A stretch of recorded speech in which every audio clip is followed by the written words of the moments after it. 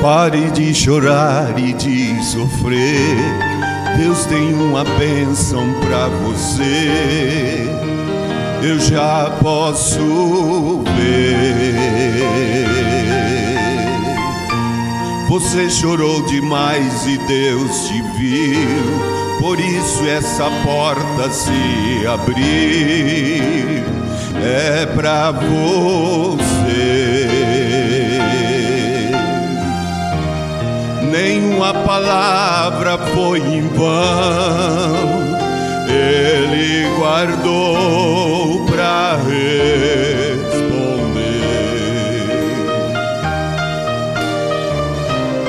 Contemplou as horas de angústia, tudo que se passou. Pode levantar a sua voz, comece a agradecer, dizendo assim: disseram que eu estava derrotado, mas eis-me aqui.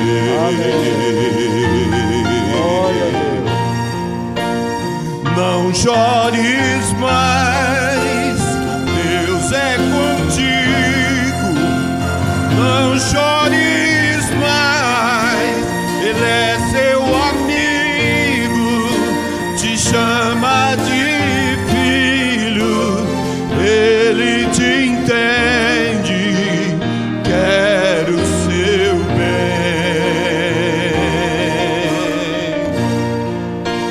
Enxugue as lágrimas, sorri agora, levante a mão, receba a vitória, erga sua cabeça, olhe pro alto, de onde o socorro vem.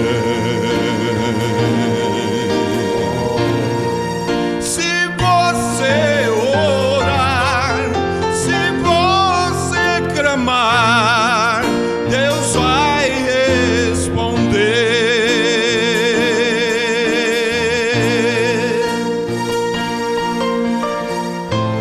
Aleluia.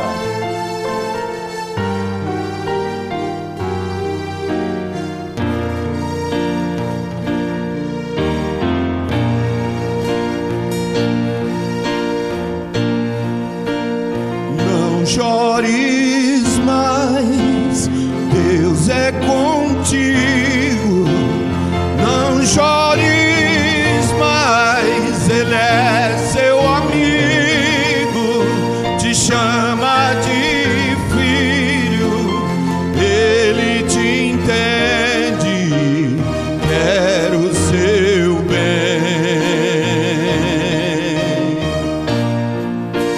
Enxugue as lágrimas, sorri agora, levante a mão, receba a vitória, erga sua cabeça, olhe pro alto, de onde o socorro vem.